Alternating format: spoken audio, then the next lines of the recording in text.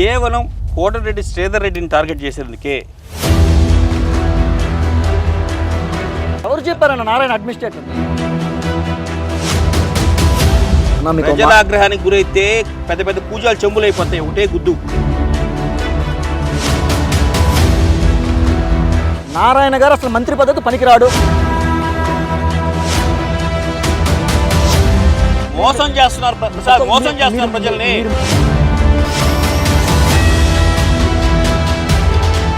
But commissioner గారు ఆలోచన మారాలి. శవాలా జీవిస్తున్నారు, ఇళ్లలో పెళ్లిళ్ళు చేసుకోలేక. 100% నారాయణ గారి కళ్ళల్లో ఆనందం కోసం కమిషనర్ గారు పనిచేస్తున్నారు మాత్రం అనిపిస్తుంది.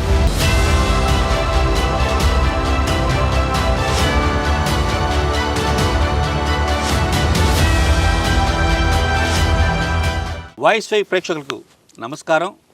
ఈరోజు ముఖ్యంగా మీ ముందుకు రావాల్సిన అవసరం ఎందుకు వచ్చిందంటే, నెల్లూరు నగరంలోని కార్పొరేషన్ పరిధిలో ప్రజలు పడుతున్న ఇబ్బందులు, ఈ ఇబ్బందుల వెనుక రాజకీయ కోణం ఏదైనా దాగుందా, లేక కేవలం కార్పొరేషన్ అధికారుల అత్యుత్సాహమేనా, ఈ విషయం మీద డిస్కస్ చేసేందుకు మీ ముందుకు రావడం జరిగింది. నెల్లూరు నగరంలో స్థలాలు కొన్న ప్రతి ఒక్కళ్ళు, లేఅవుట్లో ఎవరైతే స్థలాలు కొన్నారో వాళ్ళందరూ ఈరోజు ఇబ్బందులు పడుతున్న పరిస్థితి. ఆ ఇబ్బందులు ఏంది చర్చించే ముందు మీకోసం ఒక చిన్న క్లిప్పింగ్. కార్తీక్ వేసుకో. స్వతంత్ర దేశంలో సావు కూడా పెళ్లి లాంటిదే బ్రదర్, సాబాటు ఎటు లేదు పాటైనా పాడు బ్రదర్. ముఖ్యంగా ఈ పాటకు అర్థం ఏంటంటే, నెల్లూరులో డబ్బులు పెట్టి రిజిస్ట్రేషన్ చేసి స్థలాలు కొనుక్కున్న వాళ్ళు అమ్ముకోలేక శవాల్లో పడిపోయి ఉంటే, అధికారులు మాత్రం వాళ్ళ ముందు డ్యాన్స్ వేస్తూ కొత్త కొత్త నోటీసులు, ప్రజా వ్యతిరేక విధానాలను అవలంబిస్తూ డ్యాన్సులు వేస్తున్నారు. ఇది ఇక్కడ పరిస్థితి. నెల్లూరు నగరంలో పెళ్ళి కూడా చావు లాంటిదే బ్రదర్. పెళ్ళి అది చావింది అనుకుంటున్నారా?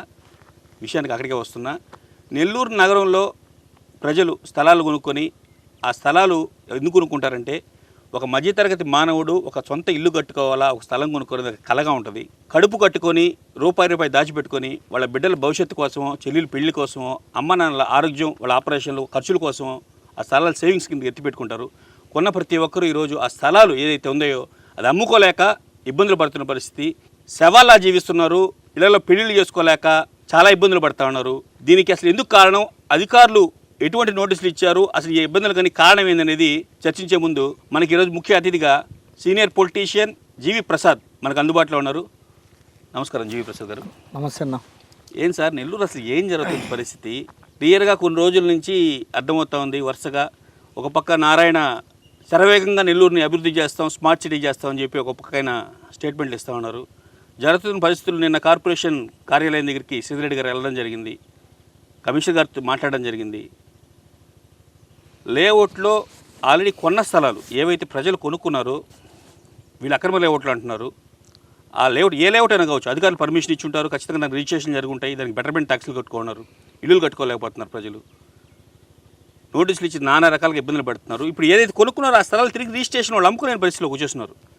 ఏం జరుగుతుంది, ఏమంటారు మీ దాని పరిస్థితుల మీద? తెలుగుదేశం ప్రభుత్వం అధికారంలోకి వచ్చిన తర్వాత నెల్లూరు నగర కార్పొరేషన్ పరిస్థితిని చక్కదిద్దాలి, నెల్లూరు నగర కార్పొరేషన్ని ఒక అడుగు ముందుకే వేయించాలి అనే ఒక ఆలోచనతో నూతన ఐఏఎస్ ఆఫీసర్ అయినటువంటి సూర్యతేజ గారిని నెల్లూరు నగర కమిషనర్గా తీసుకుని రావడం జరిగింది. అయితే కమిషనర్ గారికి ఉన్నటువంటి పరిపక్వత ఆధారంగా చేస్తున్నాడా, లేకపోతే కమిషనర్ గారిని పెడదోవ పక్కదారి పట్టించే విధంగా అధికారుల మాటలకు, తన కింద ఉన్నటువంటి అధికారుల మాటలకు విలువిచ్చి నెల్లూరు నగర ప్రజలను ఇబ్బంది పెట్టేటువంటి కార్యక్రమాలు చేపడుతున్నారనేది కమిషనర్ గారి అంతరాత్మకు తెలియాలి అనుకుంటున్నాం సార్. అంతరాత్మక అంటే యాక్చువల్గా ఒక స్థలం రిజిస్ట్రేషన్ జరగకూడదు, 22A కింద కావచ్చు, ఇంకోటి ఏదైనా ప్రొహిబిటెడ్ లిస్ట్లో పెట్టాలంటే దానికి కలెక్టర్ గారు ఉన్నారు. లేఅవుట్కి ఉన్న ఆల్రెడీ అమ్మేసిన జనాలు కొనుక్కున్న స్థలాలకి రిజిస్ట్రేషన్ జరగకూడదని, పవర్ కట్ చేయమని ప్రత్యేకంగా నోటీసులు రెవెన్యూ డిపార్ట్మెంట్ పంపించి, రిజిస్ట్రేషన్ కావచ్చు, ఎలక్ట్రిసిటీ కావచ్చు, ఎందుకు ఇంత అత్యుత్సాహం ఉంది? కార్పొరేషన్ కమిషనర్ గారి వ్యవహార శైలి, కార్పొరేషన్లో ఉండేటువంటి కొంతమంది అధికారులు, అంటే కార్పొరేషన్లో ఉండేటువంటి అధికారులు బాధ్యత ప్రకారం పనిచేయాల్సిన అధికారులని ఇన్ఛార్జ్ అధికారులుగా నియమించి, ఇప్పుడు చిన్న example manager post, RO post చాలా కీలకమైనటువంటి పోస్టు మేనేజర్ దగ్గర నుంచే ప్రతి ఒక్క నోట్ ఫైల్ రెడీ అయినా కానీ, ప్రతి ఒక్క ఆర్డర్ పాస్ అయినా కానీ మేనేజర్ దగ్గర నుంచి మాత్రమే పోవాల్సిన పరిస్థితి ఉంటుంది. అటువంటి మేనేజర్ పోస్టు ఇన్ఛార్జ్ వ్యక్తిని పెట్టి అనాలోచిత నిర్ణయాలతోటి కమిషనర్ గారు కార్పొరేషన్ నియమ నిబంధనల చట్టాలకు లోబడి ఏది పని చేయాలో అది మాత్రమే పని చేయకుండా తన కింద ఉండేటువంటి కొంతమంది అధికారులు ఇచ్చినటువంటి అనాలోచిత నిర్ణయాలు, అనాలోచిత వాటిని స్వీకరించి పరిపాలనా వ్యవస్థను గాడి తప్పే విధంగా నెల్లూరు నగర కార్పొరేషన్ కమిషనర్ గారు పనిచేస్తున్నాడని నెల్లూరు నగర ప్రజల్లో అందరం చెప్పుకున్నటువంటి మాట వాస్తవంగా. ముఖ్యంగా నాకు కనిపిస్తున్న విషయం ఏంటంటే 80% of the layouts Nellore rural ఉన్నాయి. నెల్లూరు రూరల్ ప్రజలకు సంబంధించిన కొండంగని కేవలం కోటరెడ్డి శ్రీధర్ రెడ్డిని టార్గెట్ చేసేందుకే నారాయణ గారు ఇటువంటి ఉత్తర్వులు జారీ చేస్తున్నారని చెప్పి ప్రజలు అనుకుంటా ఉన్నారు. అన్న ఒక్కటైతే ఒక వాస్తవం చెప్తా, ఒక కార్పొరేషన్కి సంబంధించి నిర్ణయం తీసుకోవాలంటే కమిషనర్ గారు నిర్ణయం తీసుకుంటారు. అలాగే ఒక లేఅవుట్కు సంబంధించి ఆ లేఅవుట్ డెవలప్మెంట్ ఎస్టాబ్లిష్మెంట్కి సంబంధించి నిర్ణయం తీసుకోవాలంటే ఒక కమిషనర్ గారి వల్ల మాత్రం కాదు. ఎందుకంటే అది ఒక విఆర్ఓ గారి దగ్గర నుంచి మొదలై తహసీల్దారు, ఆర్డీఓ, కార్పొరేషన్ కమిషనరు, అలాగే నుడా వీసీ ఈ నలుగురు పరిధిలో సంబంధించి ఒక లేఅవుట్ వేయటం జరుగుతుంది. ఆ నుడా లేఅవుట్ ఏదైతే ఉందో ఆ లేఅవుట్ ఎస్టాబ్లిష్మెంట్ జరిగిన తర్వాత ఆ లేఅవుట్లో ఉండేటువంటి ప్లాట్లు రిజిస్ట్రేషన్ అయిన తర్వాత ప్రజలు కొనుగోలు చేసిన తర్వాత ఈరోజు మేము కరెంట్ కట్ చేస్తాం, పగలగొడతాం, ఇల్లు కట్టుకోవడానికి పర్మిషన్లు ఇవ్వం, ఇంకోటి మాట్లాడడం అనేది ప్రజలను, ఆ ప్లాట్లు కొన్నటువంటి కొనుగోలుదారులను ఇబ్బంది పెట్టడం, భయభ్రాంతులకు గురి చేసేటువంటి కార్యక్రమాలు ఇవి. అంటే ఒంటెద్దు పోకడలు, అంటే కమిషనర్ గారితో ఉండేటువంటి క్రింది స్థాయి అధికారి ఇచ్చినటువంటి ఆలోచనని మాత్రమే తను నిర్ణయం తీసుకుంటున్నాడు. ఆ నిర్ణయం ఎంతవరకు సబబు, ఆ నిర్ణయం చేయటం వల్ల ప్రభుత్వం మీద ఒత్తిడి పెరుగుతుందా, లేకపోతే పరిపాలనా వ్యవస్థ సౌలభ్యానికి ప్రజలు ఇబ్బంది పడతారా, మెరుగుపడుతుందా అనేటువంటి అంశాలను కమిషనర్ గారు ఆత్మవిమర్శ చేసుకోవాల్సిన అవసరం ఉంటుంది. ఎందుకంటే ఒక ఐఏఎస్ ఆఫీసర్ కమిషనర్గా వచ్చిన తర్వాత తను తీసుకున్నటువంటి నిర్ణయాల వల్ల నెల్లూరు నగర కార్పొరేషన్ ఎంత డెవలప్ అవుతుంది అనేది మాత్రమే ఆలోచించాలి. కానీ ఈరోజు నెల్లూరు నగర ప్రజలు ఎంత ఇబ్బంది పడేదానికోసంగా కార్పొరేషన్ అధికారులు పనిచేస్తున్నారు. చాలా క్లియర్గా రాజకీయాలు అయితే అర్థమవుతున్నాయి. కేవలం సిటీ రూరల్ మంత్రి నారాయణ గారు కావచ్చు, ఎమ్మెల్యే సిద్ధిరెడ్డి గారు కావచ్చు, వీళ్ళిద్దరి మధ్యలో అది ఆధిపత్యం కోసం జరుగుతుందా, లేకపోతే వాళ్ళిద్దరి మధ్య వ్యక్తిగతమైన గొడవలు ఉన్నాయో నాకు తెలియదు. కానీ వాళ్ళిద్దరి మధ్య గొడవ కారణంగా ప్రజలు నలిగిపోతూ ఉన్నారు. చాలా క్లియర్గా అర్థమవుతుంది. సుమారు 2000 ఎకరాలకు పైన లేఅవుట్లు డెవలప్ చేసి మెయిన్ ఇన్కమ్ సోర్స్ గవర్నమెంట్కి పన్నుల రూపంలో మెయిన్ లేఅవుట్స్, రియల్ ఎస్టేట్ ఈ వ్యవహారాన్ని పూర్తిగా అణగదొక్కేశారు. కనీసం ఒక స్థలం కొనాలన్నా ఈరోజు భయపడే పరిస్థితి. పూర్తిగా బంగారం కొనుగోలు మీదకి వెళ్ళిపోతూ ఉన్నారు. క్లియర్గా అర్థమవుతోంది. బంగారం రేటు విపరీతంగా పెరుగుతోంది. స్థలం భూమి ఒక్కడు కూడా ఈరోజు లేఅవుట్ కొనలేని పరిస్థితి భయపడిపోయినారు జనాలు. అంటే ఇక్కడ కొనొద్దు, నెల్లూరులో కొనొద్దు అంటే జగన్ ఆ రోజు ఏదైతే అమరావతికి చెప్పారు మీరు కొనబోలేదు, మీరు వెళ్ళిపోండి బయటకు అని చెప్పి, అదేవిధంగా నెల్లూరులో నారాయణ గారు చేస్తున్నటువంటి పరిస్థితి. నారాయణ గారికి తెలియకుండానే కమిషనర్ గారి పెద్ద నిర్ణయాలు తీసుకుంటారు మీరు భావిస్తున్నారా? 100% నారాయణ గారి కళ్ళల్లో ఆనందం కోసం కమిషనర్ గారు పనిచేస్తున్నారు మాత్రం అనిపిస్తుంది. అంటే ఇక్కడ ఒక చిన్న విషయం అన్న, ఈ నెల్లూరు నగర కార్పొరేషన్ అనేది 2005లో ఏర్పాటు కావడం జరిగింది. ఆ రోజున 2005 నెల్లూరు నగర కార్పొరేషన్ ఏర్పాటైనప్పుడు 3 నియోజకవర్గాల సమన్ పరిపాలనతోటి నెల్లూరు నగర కార్పొరేషన్, అంటే నెల్లూరు, సర్వేపల్లి, రాపూరు ఈ 3 నియోజకవర్గాలు ఉమ్మడి భాగంగా నెల్లూరు నగర కార్పొరేషన్ 2005లో ఏర్పడింది. అంటే ఆనాడు 3 నియోజకవర్గాలకు సంబంధించి కార్పొరేషన్ ఉన్నప్పుడు నేడు 2 నియోజకవర్గాల్లో ఉండేటువంటి నెల్లూరు సిటీ, నెల్లూరు నగరంతో పాటు నెల్లూరు రూరల్ సంబంధించి 2 శాసనసభ్యుల మధ్య ఉన్నటువంటి సమన్వయ లోపం, అంటే ఈ సమన్వయాన్ని ఏకీకృతం చేయాల్సిన వ్యక్తిత్వం కమిషనర్ గారి మీద ఉంటుంది. నువ్వు ఏ నిర్ణయం తీసుకున్నా, కమిషనర్ గారు ఏ నిర్ణయం తీసుకున్నా 2 నియోజకవర్గాలకు సంబంధించిన శాసనసభ్యులకు తెలియపరచాలి, వాళ్ళని సంప్రదించాలి. వాళ్ళ ద్వారా ఏది మంచి, ఏది చెడు, దీనివల్ల ప్రజలకు లాభం ఉందా, నష్టం ఉందా, ప్రజలు నష్టపోతున్నారా, భయభ్రాంతులకు గురవుతున్నారా, ఏం జరుగుతుంది అనే విషయం మీద కమిషనర్ గారు పరిపాలనా వ్యవస్థ, పరిపాలన సౌలభ్యం కోసం పనిచేయాలి. అలా కాకుండా తన కింద ఒక ఇనాయతుల్లా అనేటువంటి ఒక అధికారిని మేనేజర్గా, ఆర్ఓగా పెట్టుకొని అవినీతి సామ్రాజ్యంగా ఈరోజు నెల్లూరు నగర కార్పొరేషన్ తయారైంది. ఈరోజు మీరు నిన్నగాక మొన్న చూశారు, ఖాళీ స్థలాల్లో ఉన్నటువంటి రిజిస్ట్రేషన్ జరిగినటువంటి ప్లాట్లలో కార్పొరేషన్ హ్యాండ్ ఓవర్ చేసుకుంటుందని బోర్డులు పెట్టారు. నేను అడుగుతున్నా, మీరెవరు అసలు కార్పొరేషన్ అధికారులు? మీకు పన్ను కట్టకపోతే ప్రభుత్వ నియమ నిబంధనల ప్రకారం మున్సిపాలిటీ నిబంధనల ప్రకారం అంటే మీరు నోటీసులు ఇవ్వాలి కదా ఫస్ట్. అదే నేను చెప్పేది కూడా అదేనా. అంటే నోటీసులు ఇక్కడ ఏమవుతుందంటే ఆ నోటీసు ఇచ్చే సందర్భంలో ఆ ప్లాట్కు సంబంధించి ఓనర్ ఎవరైతే ఉన్నాడో ఓనర్ ట్రేస్ కాలేదని మాత్రం కార్పొరేషన్ అధికారులు చెప్తున్నారు. నేనేమంటానంటే రిజిస్టర్డ్ సైట్, ఆ సైటు రిజిస్టర్డ్ అయినప్పుడు దాని పూర్వత్రాలు మొత్తం కూడా రిజిస్ట్రేషన్ కార్యాలయాలు ఉంటాయి. నువ్వు రిజిస్ట్రేషన్ డాక్యుమెంట్ తెప్పించుకుంటావా, ఈసీ తెప్పించుకుంటావా, దానికి సంబంధించినటువంటి కాగితాలు తెప్పించుకొని నువ్వు పన్ను. దానికి సంబంధించి నువ్వు అప్పుడు ఆ ప్లాట్కో ఆ గోడకో కాంపౌండ్ వాళ్ళకో నువ్వు నోటీస్ అంటించు ఎవరు రాకపోతే, తర్వాత పన్నేయాలి. అంతేకాని ఆ ప్లాట్లలో మీరు బోర్డులు పెట్టి ఇండైరెక్ట్గా ఆర్ఓ ఇనాయతుల్లా ఆధ్వర్యంలో ప్లాట్ల లేఅవుట్ ఓనర్లను బెదిరింపులది. అంటే ఆ విధంగా బోర్డులు పెట్టడం, ఆ అధికారులు రాకపోతే మిగతా ప్లాట్లలో ఎవరైతే ఉన్నామో మీకు మేము వేకెంట్ సైట్ ట్యాక్స్ వేయము కాబట్టి మాకు ఇంత ఇవ్వండి అనేటువంటి ఒక దౌర్జన్యం. అంటే అధికారులు ప్రజల్ని ఏ విధంగా ప్రలోభ పెట్టాలి, ఏ విధంగా భయపెట్టాలి, ఏ విధంగా రాబట్టుకోవాలనేది మాత్రం కోసమే అధికారులు పనిచేస్తున్నారు. కానీ ప్రభుత్వ నియమ నిబంధనల ప్రకారం, చట్టం ప్రకారం greater Hyderabad municipal corporation, Nellore నగర కార్పొరేషన్కి సంబంధించి అనుసరించట్లేదని నేను చెప్తున్నాను అన్న. ఖచ్చితంగా 100% ప్రజల్లో వ్యతిరేకత వచ్చింది. వాళ్ళ ఆగ్రహానికి గురైతే పెద్ద పెద్ద గవర్నమెంట్లు కూలిపోయినాయి. లాస్ట్ టైం ఇదే జగన్ గవర్నమెంట్ ఎవరు ఊహించలేదు 151 స్థానాలు గెలుచుకుంది. నెక్స్ట్ ఎలక్షన్కి కేవలం ప్రజలు భయపడే, రాజకీయ నాయకులు కావచ్చు, గవర్నమెంట్ విధానాలు కావచ్చు, భయపడి 11 స్థానాలు కుదించేశారు.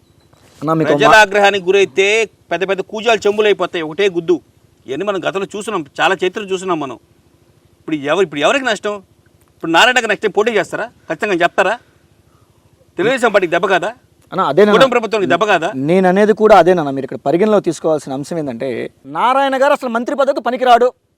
నారాయణ మంత్రి పదవికి పనికిరాడు అన్న కారణం నేను చెప్తాను. ఎందుకంటే నారాయణకు ఉండేటువంటి పని ఒత్తిడి.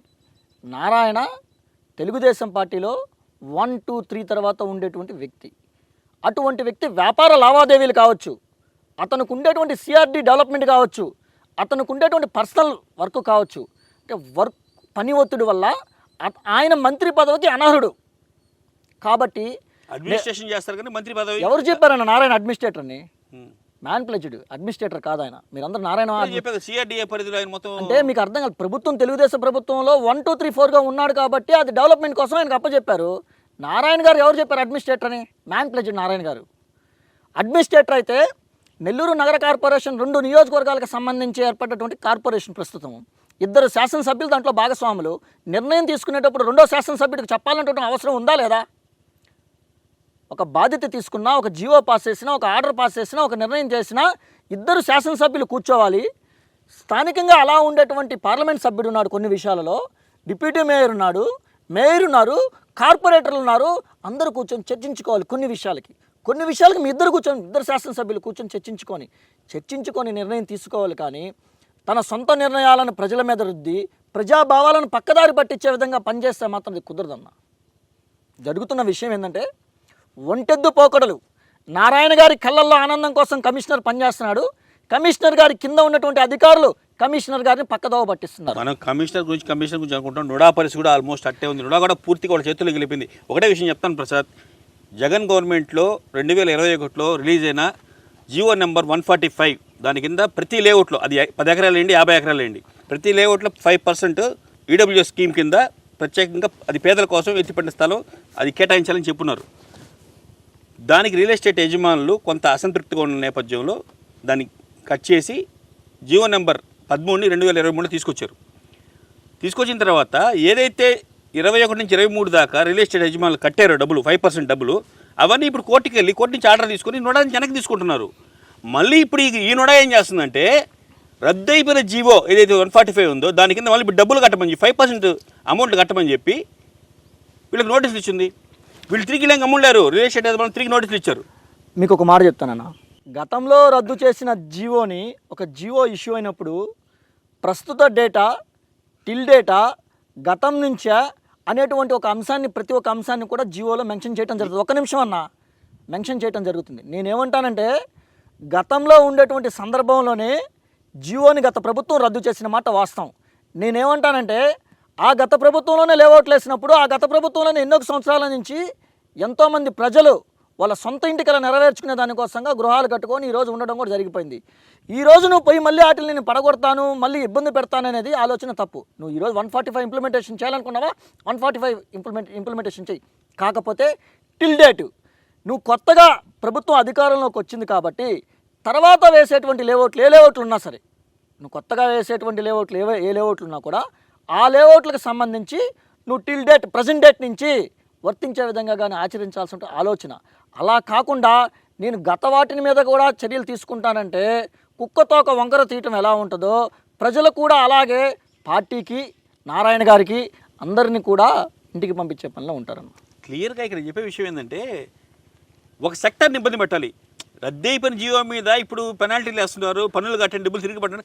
ఖచ్చితంగా ఇది కక్ష సాధింపు చర్యగా తీసుకోవాలి. దీనికి వేరే మాటే లేదు. ఎవరి మీదో కోపం, అత్త మీద కోపం కోడల మీద చూపించినట్టు ఎవరి మీదో కోపం. అది కాదు తినే కుక్క తినేళ్ళిపోతే కనిపించిన కాళ్ళెరకు కొట్టారంట. తినాల్సిన అధికారులు తినేశారు, ఇవ్వాల్సిన లేఅవుట్ పర్మిషన్లు ఇచ్చేశారు, లేఅవుట్ యజమానులు లేఅవుట్లు వేసేసారు, అమ్మేశారు, జనాలు కొన్నారు. ఇప్పుడు ఆ స్థలాలు వాళ్ళకి ఉపయోగపడవు. అదేనా ఇబ్బంది పెట్టారు. నేను మీకు చెప్పేది ఇక్కడ విషయం. నారాయణ గారిని 70,000తో నెల్లూరు నగర నియోజకవర్గ ప్రజలు గెలిపించిన దానికి ఆయన ప్రజలకు ఇస్తున్న బహుమతి. నీవు నిజంగా నిజాయితీపరుడు అయితే చేసిన అధికారుల మీద చర్యలు తీసుకోవాలి. నువ్వు ఈ రోజు వరకు ఒక్క నుడా వీసీ మీద కానీ, మున్సిపల్ కమిషనర్ మీద కానీ, ఆర్డీఓ గారి మీద కానీ మరొకరి మీద నువ్వు చర్యలు తీసుకున్నావా? కానీ ఆ చర్యలకు సిఫార్సు చేసావా? నువ్వు అటువంటి ఏమీ చేయకుండా ఈరోజు ప్రజల్ని ఇబ్బంది పెడతానంటే ప్రజలేం అమాయకులు కాదు. నెల్లూరు నగర ప్రజలు చాలా తెలివైన వారు, మేధావులు, విఘ్నులు. సందర్భం వచ్చినప్పుడు చూపిస్తారు. ఆ సందర్భం ఎలా ఉంటుందంటే నారాయణ మళ్ళీ మరొకసారి తాను కానీ తన కుటుంబ సభ్యులు కానీ నెల్లూరు జిల్లాలో ఎక్కడా పోటీ చేయకుండా చేస్తారు. ప్రజలను ఇబ్బంది పెడితే వాళ్ళు చేయరు ప్రసాద్. అయిపోయింది. ఒకసారి ఓడిపోయాడు, అక్కడ గెలవాలనుకున్నాడు, జనసేన కలిసి వచ్చింది, ఈసారి ఖచ్చితంగా గెలుస్తున్నాం, ఊపు వచ్చింది, జగన్ పార్టీ మీద వ్యతిరేకత వచ్చింది కాబట్టి ఆయన పోటీ చేశాడు తప్ప. రాజకీయాల్లో శాస్త్ర శత్రుత్వాలు ఉండవు, శాస్త్ర మిత్రుత్వాలు ఉండవు. రాజకీయాల్లో రేపేం జరుగుతుందని ఎవరు చెప్పరు. నువ్వు రేపు ఉదయం అన్నట్టు ఆయన పోటీ చేస్తాడా, ఆయన కూతురు పోటీ చేస్తుందా, ఆయన భార్య పోటీ చేస్తుందా పక్కన పెట్టు. వాళ్ళు పోటీ చేయరు అని చెప్పడానికి అటువంటి ఆలోచన లేదు. మేము చెప్పేది ఏంటంటే నారాయణ గారు గతంలో జరిగిపోయిన విషయాల మీద అభివృద్ధి గురించి మాట్లాడాలి, అడ్మినిస్ట్రేషన్ డెవలప్ చేసే దానికోసంగా చేయాలి. అంతేగాని ఒక లేఅవుట్ వేస్తే ఆ లేఅవుట్లో ప్రజలు కష్టపడి దాపెట్టుకున్న డబ్బులో లేకపోతే అప్పో సొప్పో తెచ్చుకొని బంగారం అమ్ముకోనో లేకపోతే ఏదో ఒకటి తెచ్చుకొని ప్రజల మనోభావాలని, ప్రజల కన్నీటికి కారణం నారాయణ అవుతున్నాడు ఈరోజు. ఇప్పుడు ఎవరి కుటుంబంలో ఆర్థిక ఇబ్బందులు ఎట్లుంటాయో తెలియదు ఎవరికి. బయటికి అందరూ తెల్ల చొక్కాలు వేసుకొని కదర్ చొక్కాలు వేసుకొని తిరుగుతుంటారు తప్ప బయట లోపల వాళ్ళంత సఫిషియెంట్గా ఉండరు. వాళ్ళు నిజంగా ఏదైనా ఇబ్బందులు పడి అవమానాలు జరిగి ఈ కుటుంబంలో ఎవరు సూసైడ్ చేస్తూ చచ్చిపోతే, నేను మన సేదిరెడ్డి గారు కూడా ప్రెస్ మీట్లో ఇదే అడిగాను, ఎవరైనా ఏదైనా ఆత్మహత్య చేస్తూ చచ్చిపోతే ఇబ్బందులు మీరు పెట్టే ఇబ్బందులకు గురయ్యి నువ్వు చెప్తావా మీ నారాయణ గారు చెప్తారా? నేను అడిగాను, క్లియర్గా అడిగాను. ఆయన అడిగేది కూడా అదే. ఆయన అడిగేది ఏంటంటే మీరు ప్రజలను ఇబ్బంది పెట్టద్దు. మీరు పరిపాలన వ్యవస్థకు సంబంధించి అడ్మినిస్ట్రేషన్ తీసుకోవాలనుకున్నప్పుడు ఏదైనా సరే చర్చించుకుందాం. నా నియోజకవర్గంలో నేను ప్రజలకు బాధ్యత చెప్పాలి. నా నియోజకవర్గ ప్రజల తరపున నేను ఒక ప్రజాప్రతినిధి, పబ్లిక్ రిప్రజెంటేటివ్. నాకు మీ పార్టీ వాళ్ళు కూర్చొని నారాయణ గారికి చెప్పండి, మీరు అందరూ కలిసి చెప్పండి. నారాయణ సామాన్యుల్ని ఎప్పుడన్నా నారాయణ కలిసిన సందర్భాలు ఉన్నాయా? తెలుగుదేశం పార్టీలో ఉండేటువంటి మొదటి నుంచి తెలుగుదేశం పార్టీలో ఉన్న కార్యకర్తల నాయకులతో నారాయణ మాట్లాడాడు సక్రంగా. నేను అదే ఇందాక మీకు చెప్పాను. నారాయణ మంత్రి పదవికి పనికిరాడా? మీకు తెలీదు. కారణం ఏంటంటే నారాయణ గారికి ఉండేటువంటి పని ఒత్తిడి, వ్యాపారాలు, ఆర్థిక సంబంధాలు, దానికి తోడు సిఆర్డిఏ, అనేక కార్యక్రమాలు నారాయణకు ఉన్నాయి. కాబట్టి నారాయణ మున్సిపల్ శాఖ మంత్రిగా, అడ్మినిస్ట్రేషన్ మంత్రిగా పనికిరాడు. అంటే నేను తప్పు చెప్పట్ల, నారాయణ దిగజార్చి చెప్పట్ల, నారాయణ తక్కువ చేసి చెప్పట్ల. నేను నారాయణ గారిని నేను అనేది ఏంటంటే ఆయన ఒత్తిడి, ఎస్టాబ్లిష్మెంటు. ఈరోజు వాస్తవంగా 70,000 ఓట్లతో నెల్లూరు ప్రజలు గెలిపించారు. నువ్వు నెల్లూరు నగర నియోజకవర్గాన్ని ఏ విధంగా డెవలప్ చేయాలి, నెల్లూరు నగర ప్రజలు నీకు ఇచ్చినటువంటి గిఫ్ట్ని నువ్వు ప్రజల దగ్గర నుంచి ఏ విధంగా ఎస్టాబ్లిష్మెంట్ ఆలోచించాలి తప్ప కానీ నేను ఆ ఇళ్ళు పడగొట్టిస్తాను, దాన్ని కరెంట్ కట్ చేయిస్తాను, ఆ బోర్డులు బిరికిస్తానంటే అది పద్ధతి కాదు.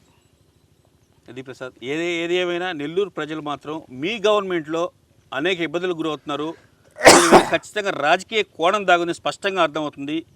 ఇదే కొనసాగితే మాత్రం ఖచ్చితంగా ప్రజల్లో రెవల్యూషన్, ఒక ఉద్యమంలా వస్తుంది. మీరు 2000 అంత దూరం అవసరం లేదు, స్థానిక సంస్థల ఎన్నికల్లో మీకు చూపించేస్తారు. ఇదే తరహా మీరు కానీ కొనసాగించారంటే రాబోయే స్థానిక సంస్థల ఎన్నికల్లో మీరు ఖచ్చితంగా శృంగభంగం తప్పదు. మీకు ఒక మాట చెప్తాను నిన్న, ఈ శృంగభంగం ఆల్రెడీ గతంలో ఒకసారి ప్రజలు, నెల్లూరు ప్రజలే కాదు, నెల్లూరు ప్రజలు ఆల్రెడీ తెలుగుదేశం పార్టీకి ఇవ్వడం జరిగింది. కారణం ఎందుకు చెప్తానంటే 2019 ఎన్నికలలో గెలిచిన వైఎస్ఆర్సీపీ గతంలో ఉండేటువంటి 14-19 మధ్య ఉన్నటువంటి ఇదే తెలుగుదేశం పార్టీ ప్రభుత్వం ఆనాడు ప్రభుత్వం తీసుకున్న 22A సంబంధించి 22Aలో 1A 1B 1C 1D 1Eకి సంబంధించి తీసుకున్న చర్యల వల్ల ప్రజలు 23 సీట్లకు రాష్ట్రాన్ని పరిమితం చేస్తే నెల్లూరు నగర కార్పొరేషన్ ఇదే కార్పొరేషన్లో 54 డివిజన్లలో ఒక్క సీటు కూడా తెలుగుదేశం పార్టీకి స్థానం లేకుండా చేశారు. బట్ ఇవన్నీ కూడా నారాయణ గారు ఆత్మవిమర్శ చేసుకోవాలి. మీరు మంత్రి అయిన తర్వాత నెల్లూరు నగరానికి సంబంధించి నెల్లూరు నగరంలో ఉండేటువంటి రోడ్లు, డివైడర్లు, ఎస్టాబ్లిష్మెంటు, ఈ కాలువలు, మీరు గతంలో తీసుకున్నటువంటి నిర్ణయాలు, అండర్గ్రౌండ్ డ్రైనేజ్, వాటర్ ఎస్టాబ్లిష్మెంట్ ఏదైతే నీ నియోజకవర్గానికి సంబంధించి నువ్వు తీసుకున్న నిర్ణయాన్ని కానీ విని ఎరగని రీతిలో చేసి చూపించాలి తప్ప కానీ మనం ఇప్పుడు చూస్తున్నాం ఇటువంటి పరిస్థితులు గతంలో చూసేసాం. మీరు అధికారంలో ఉండి 2014 అధికారంలో ఉండి మీరు మేయర్ని గెలిపించుకోలేకపోయారు. 2014 మీరు అధికారంలో ఉండి జడ్పీ చైర్మన్ గెలిపించుకోలేకపోయారు. ఇటువంటి నియంత్రిత పోకడల వల్లే ఆ రోజు మీకు అన్ని పోయిన నష్టాలు జరిగినాయి. మీరు కొత్త గుణపాఠాలు నేర్చుకోకపోతే నేను ఆ విషయాన్ని కాదనట్లేదన్న. నేనేం చెప్తున్నానంటే నారాయణ గారి ఆలోచనలు మారాలి. నారాయణ గారు నగర కార్పొరేషన్లో ఉండేటువంటి ఇద్దరు శాసనసభ్యులు, మేయరు, డిప్యూటీ మేయరుతో పాటు నెల్లూరు పార్లమెంట్ సభ్యులు వేమిరెడ్డి ప్రభాకర్ రెడ్డి గారిని కూడా అవసరమైనప్పుడు కొన్ని విషయాలు ముగ్గురు కూర్చొని, city MLA, rural MLA, MP గారు కూర్చొని చర్చించుకొని అవసరమైన విషయాలు చర్చించుకునే విషయాలు దాని మీద నిర్ణయాలు తీసుకొని ఆ నిర్ణయాలను ఆచరిస్తూ అమలుపరిస్తే బాగుంటుంది. అంతేకాకుండా ఒంటెద్దు పోకడతోటి తాను తీసుకున్న నిర్ణయాన్ని కమిషనర్ గారికి ఇచ్చేటువంటి సలహాలతోటి కమిషనర్ గారికి ఎవరైతే అనాలోచిత నిర్ణయాలు అనాలోచిత సలహాలు ఇస్తున్నారో ఆ సలహాలు ఇచ్చేటువంటి వ్యక్తుల వల్ల నెల్లూరు నగర కార్పొరేషన్ బహుశా గాడి తప్పిందనేది నా అభిప్రాయం. 100% గాడి తప్పేసింది. ఆల్రెడీ ప్రజలు ఇబ్బందులు గురవుతున్నారు. వీళ్ళే కొత్తగా మార్పులు చేర్పులు చేసుకుని సెట్ చేసుకునే పరిస్థితి నాకేం కనబడట్లా. ఈరోజు 31, ఈరోజు ఖచ్చితంగా కూర్చొని అందరూ మాట్లాడుకుంటాం, నిర్ణయం తీసుకుంటామని చెప్పి కూడా శ్రీధర్ గారు చెప్పడం జరిగింది.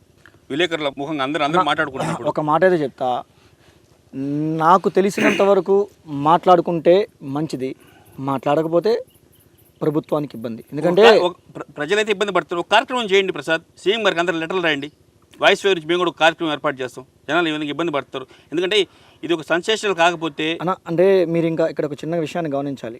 నిన్న పెట్టినటువంటి బోర్డులు 4-5 ప్లాట్లకు సంబంధించి మాత్రమే. అలాగే నెల్లూరులో సుమారు నెల్లూరు రూరల్ అంటే ఈ నెల్లూరు కార్పొరేషన్కి చుట్టుపరిధిలో ఉండేటువంటి ఈ పొలాలలోనే లేఅవుట్లు ఎస్టాబ్లిష్మెంట్ జరగడం జరిగింది. అంటే ఈ నెల్లూరు నగరంతో పాటు నెల్లూరు చుట్టుపక్కల ప్రాంతాలతో పాటు నెల్లూరు జిల్లాలో ఉండేటువంటి అనేక మంది నెల్లూరు నగరానికి దగ్గరగా ఉంటుందనే ఉద్దేశంతో స్థలాలను కొనుగోలు చేసి సొంతింటి కళ నెరవేర్చుకోవడం జరిగింది. ఈరోజు సొంతింటి కళ నెరవేర్చుకున్నటువంటి వ్యక్తులను భయభ్రాంతులకు గురి చేసినా, ఆ కుటుంబాలను ఇబ్బంది పెట్టినా ఆ గోష్ఠ చాలా ప్రమాదంగా ఉంటుంది. నాకు విషయం అర్థం కాని విషయం ఏంటంటే లేఅవుట్ అనఫిషియల్ లేఅవుట్ రిజిస్ట్రేషన్ కూడా చేస్తారు. ఓకే, రిజిస్ట్రేషన్ అట్ట అయిపోయి డబ్బులు తీసుకుని చేస్తారు అనుకుందాం. మీరు అసలు బెటర్మెంట్ ట్యాక్స్ ఎందుకు కట్టించుకుంటున్నారు? 14% మీరు బెటర్మెంట్ ట్యాక్స్ కట్టించుకొని బిల్డింగ్ ప్లాన్ అప్రూవల్ ఎందుకు? 6 నెలల నుంచి అప్రూవల్ లేదు. తెలుగుదేశం గవర్నమెంట్ చూసిన దగ్గర నుంచి అప్రూవల్స్ లేవు. అదే మీకు చెప్పాను కదండి నేను, కమిషనర్ గారు తీసుకుంటున్న నిర్ణయాల వెనక దాగున్నటువంటి అధికారులు కమిషనర్ గారికి ఇస్తుండే సలహాలతో మోసం చేస్తున్నారు ప్రజల్ని. మీరు మోసం మాత్రమే అనుకుంటున్నారు, మోసం మాత్రమే మీకు కనబడుతుంది. ప్రజలను భయభ్రాంతులకు గురి చేసి ప్రజల దగ్గర వేలకు వేలు, లక్షలకు లక్ష రూపాయలు రెవెన్యూకు సంబంధించిన కొంతమంది అధికారులు వసూలు చేస్తున్నారు. ఈరోజు రెవెన్యూ వ్యవస్థ చిన్నాభిన్నమైపోయింది. కార్పొరేషన్లో నియమ నిబంధనల ప్రకారం, రూల్ ప్రకారం demand notice, integrated notice, red notice, seize the notice, ఒక సిస్టమ్ ఉంటుంది. ఈ సిస్టమ్ను ఫాలో అయ్యి ఎస్టాబ్లిష్మెంటు, అసలు నాకు అర్థం కాని విషయం ఏంటంటే డిమాండ్ నోటీసే ఇవ్వకుండా ప్రజల్ని పన్ను కట్టండి, పన్ను కట్టలేదంటాం అనేది కరెక్ట్ కాదు. బట్ కమిషనర్ గారు ఆలోచన మారాలి. ఒక ఐఏఎస్ ఆఫీసర్ తీసుకుంటున్న నిర్ణయము ప్రజలకు పరిపాలనా వ్యవస్థ, పరిపాలన సౌలభ్యంగా ఉండాలి తప్ప కానీ ప్రజలను ఇబ్బంది పెట్టే విధంగా ఉండడం అనేది బట్ ప్రభుత్వానికి మంచిది కాదు, ఆయనకు కూడా మంచిది కాదు. ఎందుకంటే రేపనే రోజు కమిషనర్ గారు వెళ్ళిపోయిన తర్వాత ఈ కమిషనర్ వల్ల ప్రజలు మేము ఇబ్బంది పడ్డామని నెల్లూరు నగర ప్రజలు చిరస్థాయిగా వారి గుండెల్లో స్థానాన్ని సంపాదించుకునే పరిస్థితి ఏర్పాటు చేసుకుంటాడు. Thank you Prasad. ప్రజలైతే ఇబ్బందులు ఉండడం మనం చేయగలిగే ప్రయత్నం మనం చేస్తూ ఉన్నాం.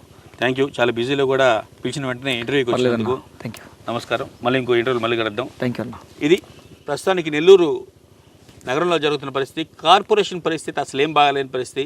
సార్ కమిషనర్ గారు దయచేసి వాయిస్ వేవ్ నుంచి మీకు ఒక రిక్వెస్ట్, ఉన్న పరిస్థితుల్ని మీరు ఖచ్చితంగా మీరు ఎవరి ప్రోద్బలంతో ఈ విధంగా చేస్తున్నారో లేకపోతే మీ సొంత నిర్ణయమా చూస్తామో నాకేం అర్థం కావట్లే.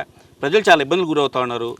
మీరు చేసి ఏ కార్యక్రమం కూడా మీరు ఒక ప్రజా డిబేట్ పెట్టండి, జనాల ముందు కూర్చొని ఒక వేదిక పెట్టండి, వాళ్ళకి మీరు సమాధానాలు చెప్పండి. మీరు ఏసీ గదుల్లో కూర్చొని మీరు ఒంటెత్తిపోక నిర్ణయాలు తీసుకుంటే ప్రజాగ్రహానికి గవర్నమెంట్ గురిగాక తప్పదు. ఖచ్చితంగా తగిన మూల్యం మీ కారణంగా గవర్నమెంట్ చెల్లించుకుంటుంది ఖచ్చితంగా. స్థానిక సంస్థ ఎన్నికలు వస్తున్నాయి, నాయకులు కూడా గమనించాలా, కమిషనర్ గారిని కొంచెం కంట్రోల్ చేయాలా, జరుగుతున్న పరిస్థితుల మీద చర్యలు తీసుకోవాలా, నెల్లూరు ప్రజలను కాపాడాలా. ఇది వాయిస్ వినతి. నమస్కారం.